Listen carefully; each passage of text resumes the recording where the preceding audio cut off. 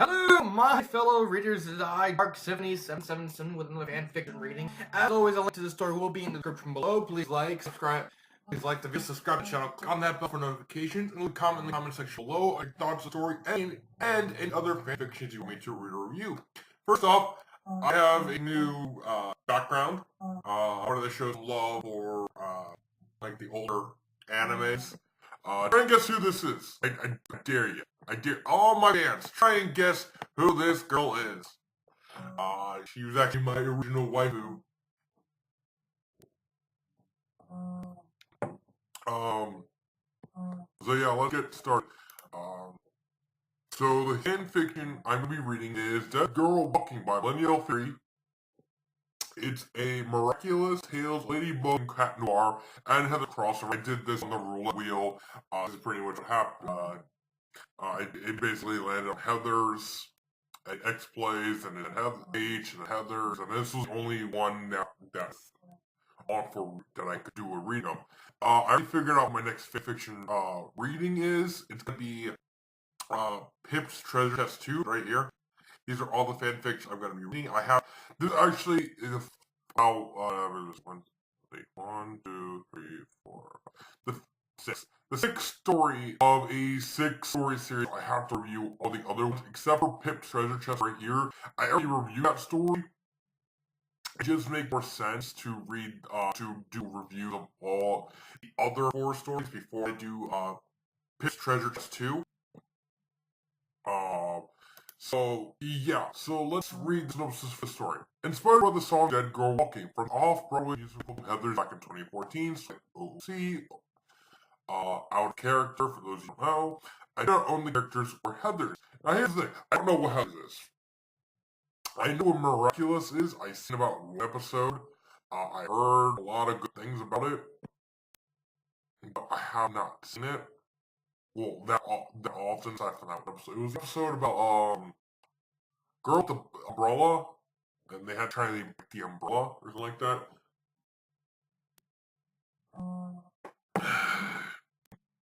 Yeah, I don't know about the plot, or I just know it has something about a girl dressed as a ladybug, having to break stuff to help people.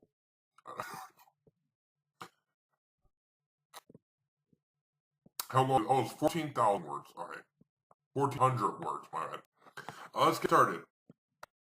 Disclaimer, I do not own Miraculous or Heather's. You don't say! Dead Walking. These designs are complete trash. Everyone's head snapped to the left of the room where Chloe held Marinette. How do you say that name? Marinette? No idea how to pronounce this. Marinette's, that's probably what I'm going to go for. Marinette's sketchbook between two fingers with her head tossed to the side. Who would ever want to wear this? Before anyone could move a muscle, the book was slammed onto the desk on opposite side of the room. You know, Chloe, alias began. If you don't like her design, you don't have to ask to see her sketchbook. Alia forcefully scooted her chair back and made her way over to Chloe, only to stop in front of her and hold out her hand for her book back.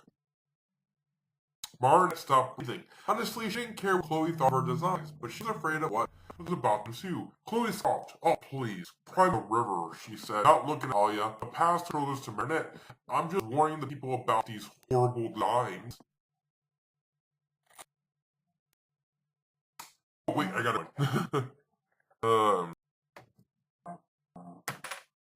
Wait, let me try that again. Yeah, that's probably what happened.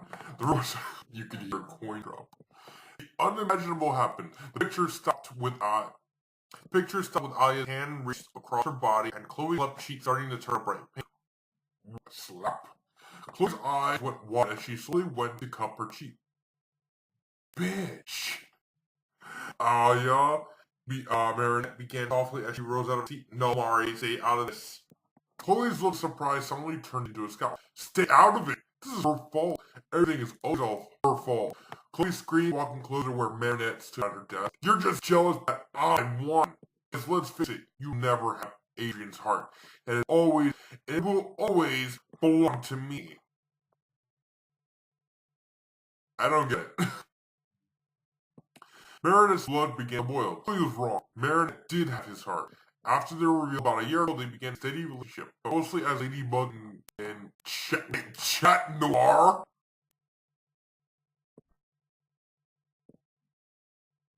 Um,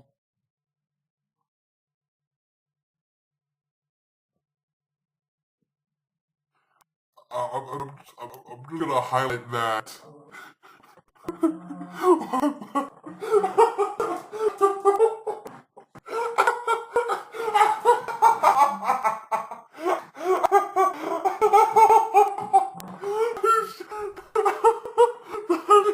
That'd be one of the funniest things I've ever seen in terms of bad grammar.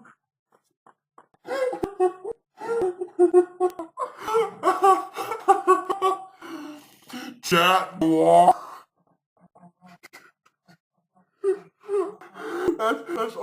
That's my arch to my back levels. God dang it. God dang, that was just so.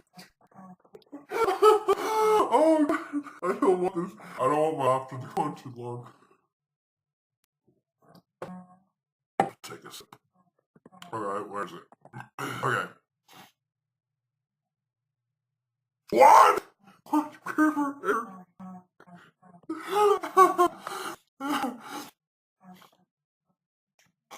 Fine, I'm fine, I'm fine, I'm fine. Okay, let's get back. I'm not gonna read that again. Thanks a lot to paparazzi for capturing their personal ones. Not any knew, only Alia, Nino, Marion's parents, and a few other miscellaneous people. With their alter egos being in the public eye, they didn't want to risk anything quite yet. Once the public stopped fangirling over the hero's relationship, they were going to go public. Makes sense. You're just mad Adrian isn't here to defend you, which he shouldn't, Mariette retorted, shocking the entire class, even herself. When are you gonna wake up and see that he isn't into you? Chloe's face contorted actually angrily, excuse me, angrily stopped up to get Mariette in the face. Defend me? Ha! More like defend you. He's just always your knight in shining armor, isn't he? He always shows up at the right time to swoop in and save your little helpless marionette. Chloe finished with eye roll. But guess what? He's not here right now. So no one is here to save your sorry ass.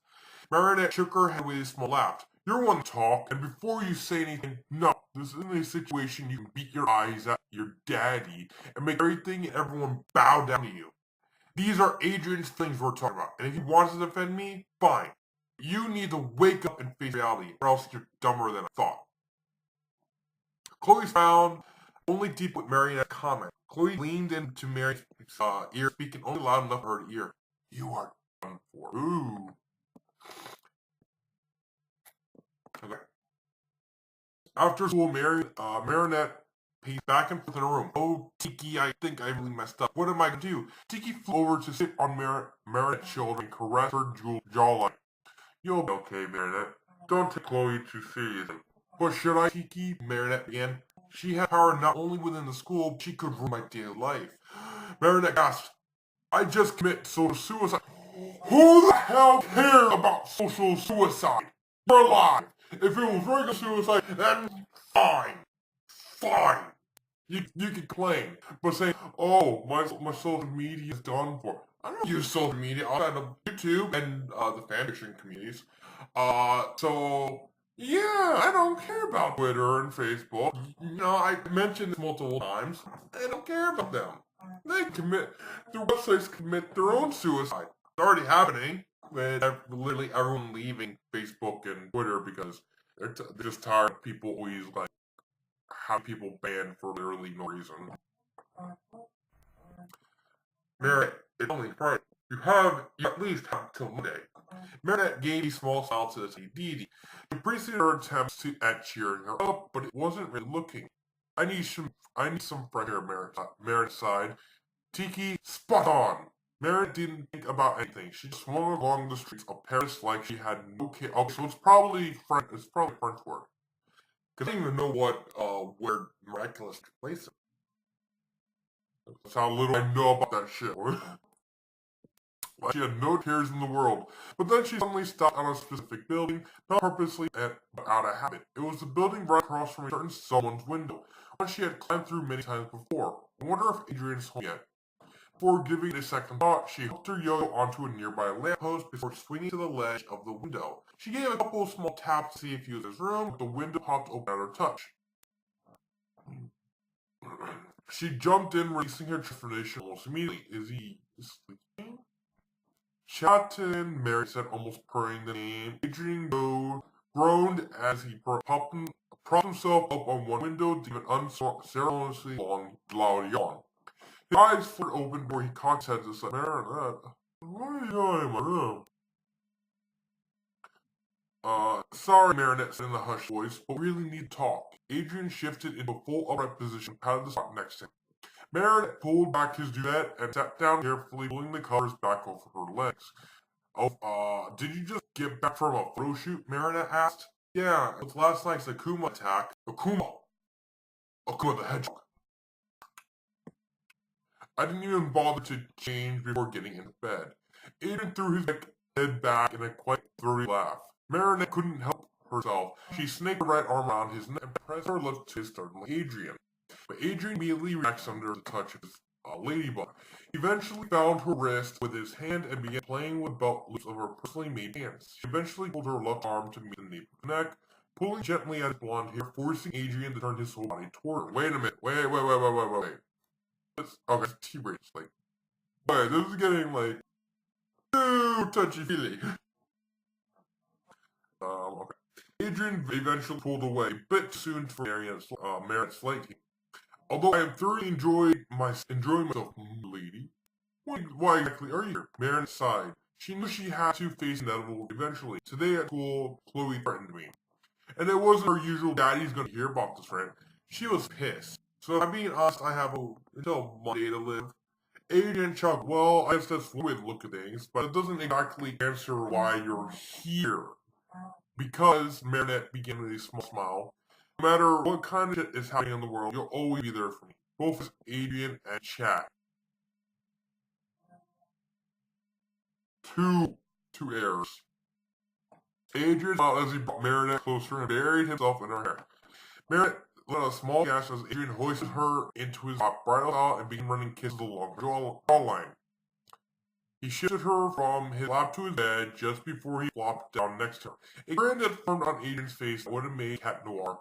Chat Noir jealous. Did you know that Adrian began before May cut off Adrian? Shut up and kiss me. Aww. Adrian's hand found a small Marinette's back as he closed the gap between them. Marinette's fingers tugged at the hem of Adrian's t-shirt, asking permission. They both sat up as Marinette slipped her leg around Adrian's torso and pulled the shirt over his head. She pressed the palm of one hand against his chest, feeling the warm, steady thumping of his heart, and the other brushing through the gold locks she so loved. Adrian had both hands around Marinette's waist, playing with the slit of exposed skin between the hem of her shirt and the top of her pants. Marinette pulled herself closer to his warmth, both out of love and out of fear of what is yet to come.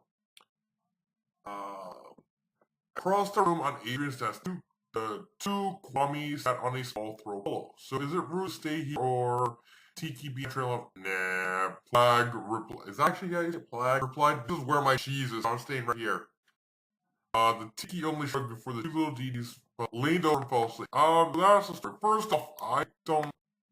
Hold on. Heathers. Heathers or Heathers? Heathers. Heathers the musical. Okay, I wanna see what this is because this looks more like straight up Miraculous crossover. Heathers the School is a rocky school. Music, lyrics, and a book by Lawrence O'Keefe and Kevin Lee based on the 1989 film of the same name.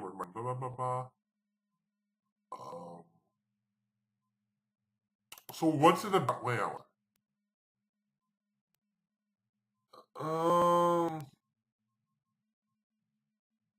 So I'm just really curious before I get to talking about my thoughts. I want to find out what's in. Alright. Okay, as long as have to run. Okay. Okay, here's synopsis. Come on. It's frustrated with the help of social hierarchy with nerds and class whatever. After trying to throw the elementary school and less than more she doesn't the hell there's too much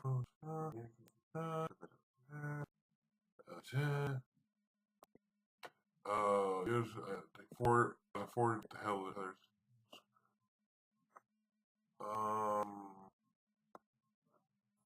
so okay, so this looks okay, so it's so the opening. So from what I'm remembering, the opening right here is kind of based off Heather's, but set for Miraculous. That's what I'm getting. I skim through the whole thing and actually read fast if I get the chance. So what do I think of the story? I think it's a simple enough story. No, it does nothing really bad. Sorry, I wanted to finish my Dr. Pepper. I think it's not a bad story.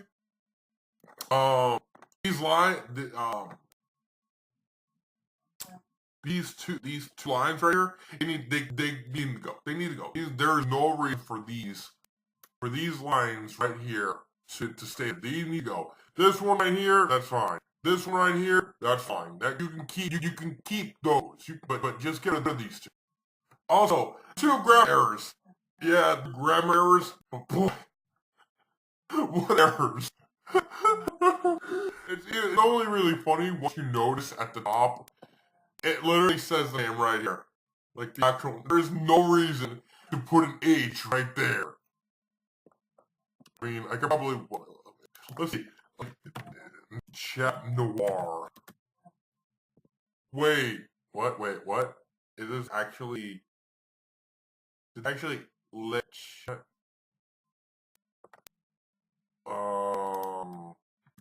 wait, Latoria chat, wait a minute. What? Wait. Is this actual, does he have two names? Well, hold on, I'm gonna be shooting myself in the foot here.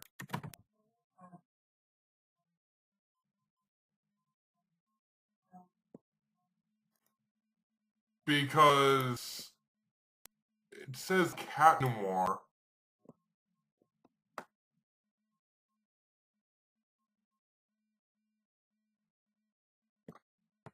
Yeah. Yeah, he has. Is it chat?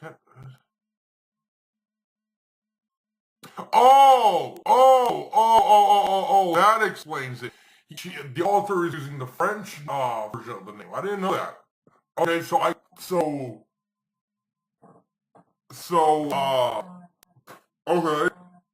didn't know that. I didn't realize the author was using the French name because so what it said is Cat Noir English, but in the French version it's Chat Noir. I did not know that. But again, I never seen the show. Especially since I didn't even know there'd be like, there's well, French show, so of course there'd probably be a specific French version. So okay, so never mind. There are no grammar errors. So I issue all that. I would have to give it a 3. I think the setup at least is faithful to Heather's based on what I read. And it's basically just saying, hey, my social life is ruined. I think the story could have went on a little longer. Maybe just an extra part where they talk about what happened. But that would be that would mostly just be optional. I mean, it's fine the way it is. It's just these two lines right here. They really do need to go. Not this one. These two. My bad. These two need to go. So I give it a 3.5 out of 5. Not bad. Do I think it's the greatest story ever? No. But for what it is, for what it does as like a crossover, granted, I did have to like look up what others is about to even figure out how it's a crossover. Because if not me looking this up, I would have said, where's the crossover? How is this a crossover or something? And then, and then the author probably would comment on this video, and this is the first part is kind of crossover-y. I was like, alright. I'm lucky I spared myself trouble doing that. So that's my review on Dead Girl Walking by Leo Philly. I think it's not a bad story. Slightly OC, maybe at the end, because I'm pretty sure Miraculous is like a kid show. A somewhat kid show. Maybe the beginning caused it to be T. I don't know. I don't know. So this is why I like doing stories of stuff that I know nothing about, because it might convince me to actually want to like the show, get interested in. But I don't know. But yeah, this story's not bad. It's just a simple. It's just a simple story. That's my reading of Dead Girl Walking. This has been Dark 5777, and cut.